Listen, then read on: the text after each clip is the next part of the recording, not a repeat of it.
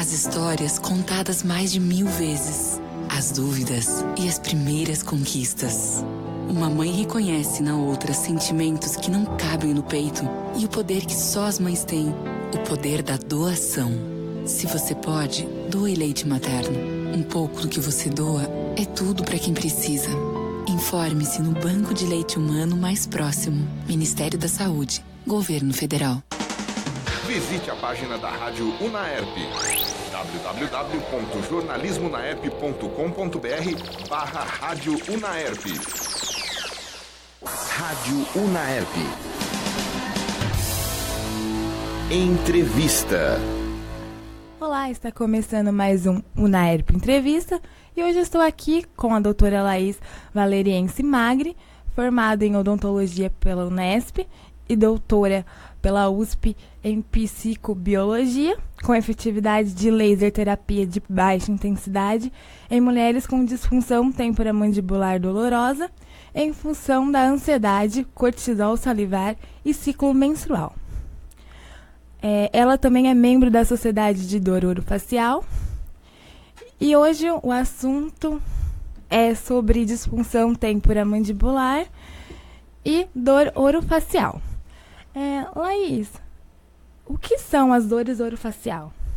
As dores orofaciais, Luísa, na verdade elas são um conjunto de dores que acometem as estruturas orofaciais e elas são bastante numerosas e bastante prevalentes na população e dentre elas a gente tem vários tipos. A mais comum são as dores de origem odontogênica, que são as dores de dente, e depois delas a gente tem as disfunções temporomandibulares, que são as DTMs, que são também bastante conhecidas. Explica pra gente o que é ATM. A ATM, na verdade, ela não é a mesma coisa que DTM. A ATM, ela é uma sigla que designa a articulação que a gente tem na frente da orelha. Essa sigla significa articulação temporomandibular. É a articulação responsável pela movimentação da nossa boca. Então, ela fica do lado direito e do lado esquerdo e ela é responsável por todos os movimentos que a gente faz com a boca.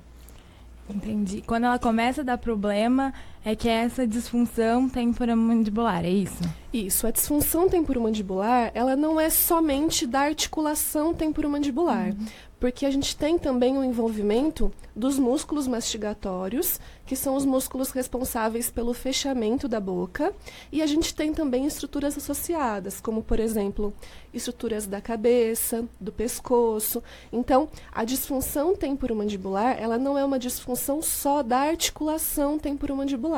Ela é um conjunto de sinais e sintomas que acometem a articulação temporomandibular, os músculos mastigatórios e algumas outras estruturas. Esse problema ele pode ser de origem genética, hereditária? Isso. Existem pesquisas recentes que mostram que a DTM ela tem sim uma relação com alguns polimorfismos genéticos e que isso pode se perpetuar ao longo de gerações, mas ainda os estudos estão bastante no início, mas existe sim uma predisposição genética para que esses pacientes apresentem uma DTM dolorosa, ou seja, os sinais e sintomas da DTM que são acompanhados pela dor. Entendi. Também não tem nada a ver, tem muita gente que fala que às vezes a anatomia da ATM, às vezes a pessoa tem um osso mais afinado, pode dar problema ou não tem nada a ver. Essa parte morfológica, né, a parte estrutural, não determina se um paciente vai apresentar DTM dolorosa ou não. Existem pacientes que apresentam diversas alterações morfológicas e não apresentam a DTM. Então, existem outros fatores que são mais importantes que vão determinar se uma pessoa vai apresentar ou não. Tá bom? Tá. É fácil diagnosticar a DTM e a dor orofacial? Não, na verdade, o indicado é que os pacientes que apresentam esses sinais e sintomas busquem profissionais que sejam especialistas nessa área, que vão saber fazer um diagnóstico mais preciso e mais correto. A gente tem a SBDOF, que é a Sociedade Brasileira de Dor Orofacial, e lá a gente consegue procurar profissionais que são dessa área.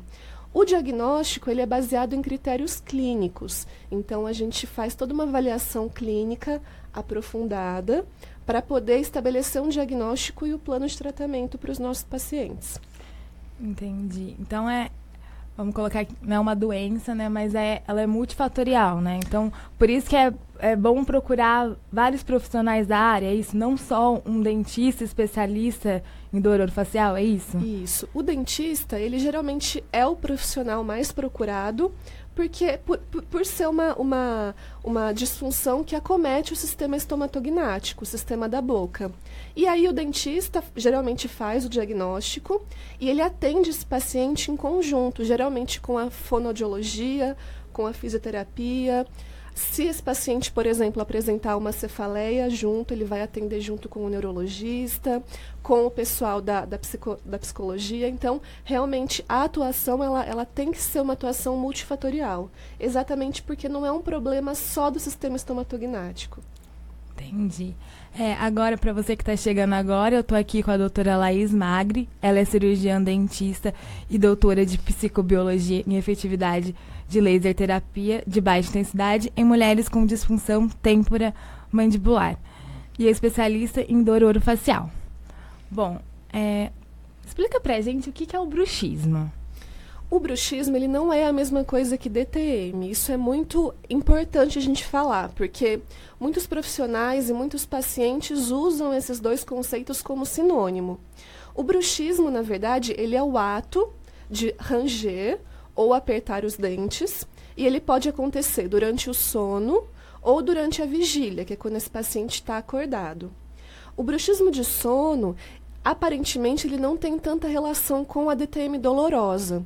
O bruxismo de vigília, que ele é considerado mais como um hábito parafuncional, que é geralmente o apertar de dentes, ele tem uma relação com o aparecimento de dor na disfunção temporomandibular.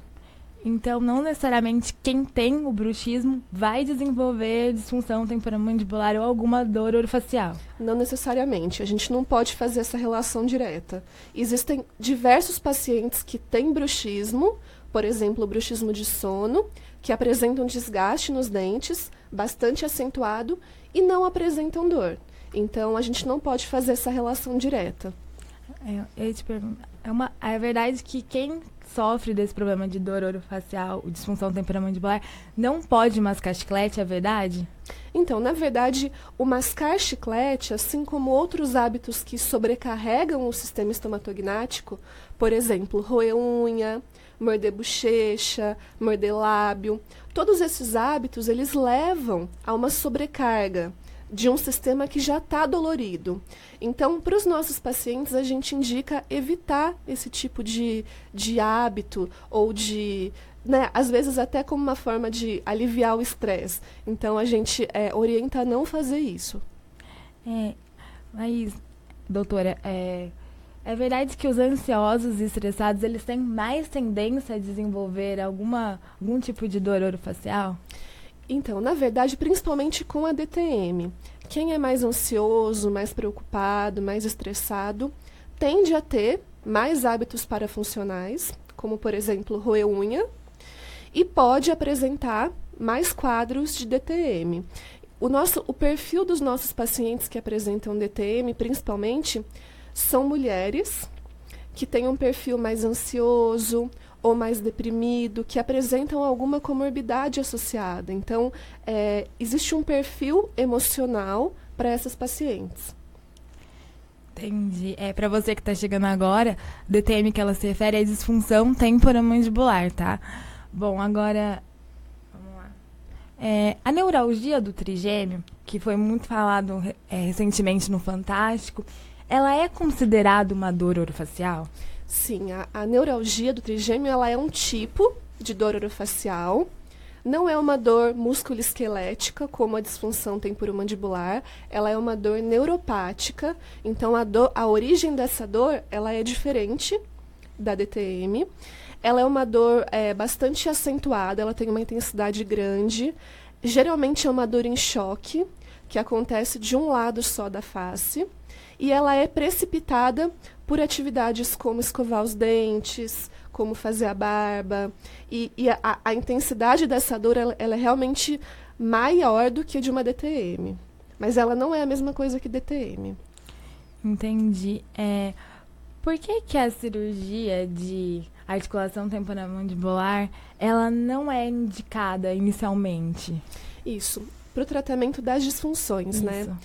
A gente sempre começa a tratar as disfunções por meio de tratamentos conservadores, que sejam irreversíveis e não invasivos. Por quê? Os pacientes, eles respondem muito bem a esses tratamentos. Então, a gente consegue uma melhora aí de 80% desses pacientes com tratamentos conservadores. Geralmente, os procedimentos mais invasivos, como as cirurgias de ATM, elas são em casos muito específicos e elas têm que ser muito bem indicadas. Então, dificilmente a gente propõe como uma primeira opção para os nossos pacientes uma cirurgia.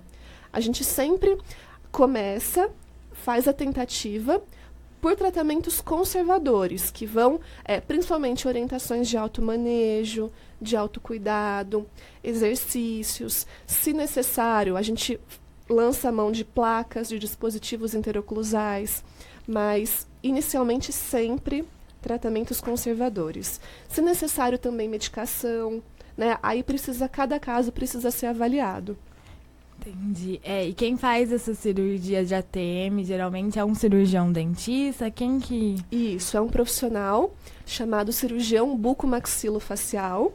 É ele, geralmente, que se especializa em cirurgias de ATM e quem faz esse tipo de cirurgia. Existem alguns médicos de cabeça e pescoço que também fazem, mas geralmente são os bucomaxilos que atuam nessa área. Entendi. Quais são os tratamentos para minimizar o problema das dores orofaciais e disfunção temporomandibular? São esses que eu acabei de falar. Então, principalmente, as orientações de autocuidado. Então, a gente precisa reduzir aquilo que está sobrecarregando esse sistema.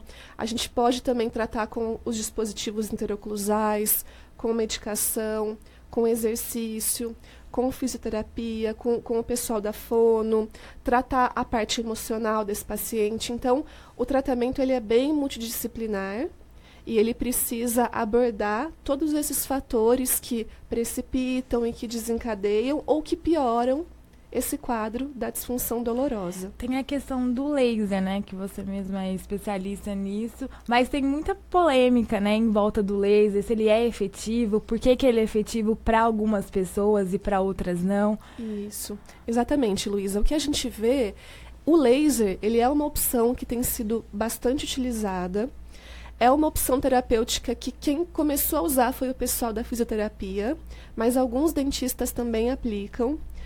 O que a gente vê é que o placebo do laser, ele também é muito efetivo. O que eu quero dizer com isso? Pacientes que recebem doses que muitas vezes não são terapêuticas, eles também melhoram. Isso não quer dizer que o laser não funciona. Existem várias pesquisas que mostram, sim, que o laser funciona. O que a gente vê é que, independente de ser uma dose ativa ou uma dose placebo, os nossos pacientes melhoram com o laser. Então, é uma opção super válida, que a gente tem que considerar, mas tem que entender qual o mecanismo dele, como ele funciona. E é um tratamento bastante demorado, né? O paciente ele não vê resultado logo de cara, é isso? Olha, na verdade, os pacientes costumam responder bem a essas terapias conservadoras. Geralmente, quando esses pacientes não melhoram, a gente precisa reavaliar se a gente não errou no diagnóstico. Então, se realmente aquilo que meu paciente tem é uma disfunção temporomandibular, ou se ele tem um outro tipo de diagnóstico, alguma outra dor, ou se ele tem uma comorbidade. Né? O que é uma comorbidade? É uma doença que aparece junto com a DTM, e aí eu preciso tratar não só a DTM, mas essa outra comorbidade. Então, se for geralmente as DTMs de fácil manejo, os pacientes respondem muito bem. Agora, casos mais complexos, a gente precisa realmente reavaliar com mais profundidade e ver se a gente não errou no diagnóstico ou se esse paciente não tem uma comorbidade associada. Entendi. Uma outra pergunta quem fez ortognática, para quem não sabe, ortognática é uma cirurgia de deformidade óssea, pacientes que têm problema endoesquelético. Quem fez essa cirurgia, ela pode desenvolver disfunção temporomandibular por conta de estar amarrada a boca pelo conta do bloqueio, ou a pessoa ela já teria, obviamente, anteriormente, uma patologia para desenvolver aquilo? Isso. Na verdade, o que a gente lê nos artigos científicos é que a cirurgia ortognática, ela não trata, ela não previne e ela não causa DTM, na verdade. Isso que você falou é bastante válido, porque o que a gente vê, os pacientes que desenvolvem DTM após a ortognática, ou eles já apresentavam anteriormente quadros, às vezes mais intensos ou menos intensos, e aí continuam a desenvolver esse quadro após a cirurgia. Mas a gente não pode afirmar que a cirurgia ortognática cause a DTM, porque exatamente por compreender que a disfunção ela é um quadro multifatorial. Né? E quando a gente olha e pensa que uma cirurgia ortognática vai causar uma DTM, a gente está olhando só para a parte morfológica. Né? E a gente conversou que existem muitos outros fatores que estão associados. Entendi. E esse tratamento, Laís, de dor orofacial e de disfunção temporomandibular, ele é oferecido gratuitamente na rede pública? Isso. Existem centros de baixo custo ou de custo zero que fazem o atendimento para esses pacientes. Aqui em Ribeirão a gente tem esses centros na UNAERP, dentro do curso de odontologia, e na USP também. Então, esse paciente do SUS, ele vai até a atenção básica, ele passa pelo dentista da atenção básica e ele é encaminhado para um centro de atendimento secundário, para um centro de especialidade, que vai abordar todos esses aspectos, né? Fazer um tratamento realmente multidisciplinar. Então, existe sim esse tratamento, e o paciente que de repente perceber que tenha esses sinais e sintomas e que queira buscar o atendimento, eu indico entrar no site da SBDOF, novamente, que é a Sociedade Brasileira de Dor Orofacial. Tem como fazer uma busca por cidade, então dá para colocar Ribeirão Preto lá e buscar quais são os profissionais especialistas que trabalham com isso e procurar atendimento. Então, sim, existem centros que tratam esses pacientes sem custo algum, oferecidos pelo SUS. Pela USP, o paciente ele precisa de alguma indicação?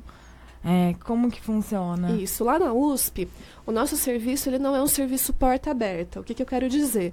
Não é um serviço pronto atendimento. Esse paciente ele não vai lá como uma demanda espontânea. Ele tem que ser encaminhado pelo SUS.